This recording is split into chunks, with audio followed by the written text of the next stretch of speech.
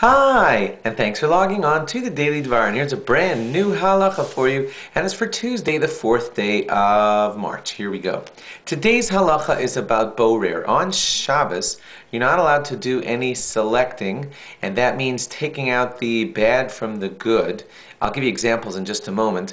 And that's because when the Beis Hamikdash, when the Mishkan was built, that's the temple in the desert, God hinted to the Jewish people that they should build it, but they should refrain from doing the 39 acts that are considered construction, creative type of activities that were involved in the building of the Mishkan. One of them was sorting out the bad from the good when they did things like throw a bunch of herbs together for dye, to cook them up and to make them into certain colors.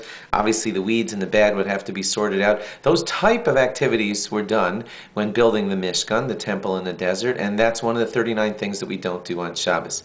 Classic ramification for you would be if you're about to bite into a piece of watermelon, you're not supposed to pick out all the bad dark seeds that you don't want to eat and then bite into the watermelon. That's sorting out the bad from the good. Now this has applications even, sorry, this is going to make your kitchen work a little bit uncomfortable, but this is really how it is according to halacha.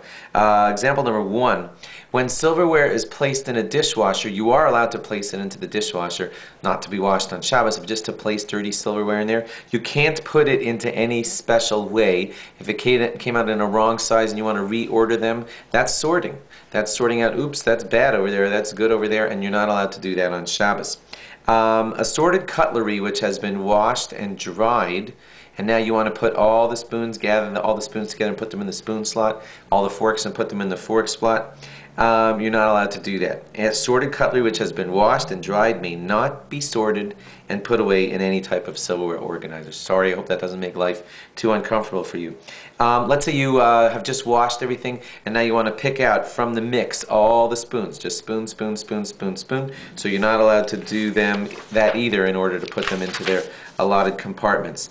You're not allowed to pick out certain pieces of silverware out of the sink or off of the drain board. Like let's say you say, oh, okay, let me just pick up this one. Fork, dry it, stick it in the fork area. You're not allowed to do that either. Sorry. But let me read this directly to you so it won't get too complicated. But it is permitted, in the opinion of several of the poskim, to pick up and dry each piece of cutlery separately as it comes randomly out of the drain board. So you just dry something and you're looking for where to put it, and it happens to be a fork, and put it directly in its fork compartment. Let me read to you exactly. The Rav Shlomo Zalman Auerbach in the Shmir Shabbos Kel Chaso says that you could do that. Okay, that could avoid a lot of complication for you. He says that this is allowed because the individual piece is being lifted out of the sink to be dried. I just picked up something to dry it. I didn't do it to sort. I just picked up something to dry it. It happens to be a fork, and I was just looking for an end in itself, to randomly dry any piece. Now I'm holding a fork in my hand, and I wasn't trying to sort it. And now that it's in my hand, I want to put it in the slot that it fits in. According to Rav Shlomo Zalman Auerbach and several other prominent poskim, you are allowed to do that. You may want to speak to your rabbi about the specifics. And my job always is to enlighten you and educate you as to the highlights in halacha.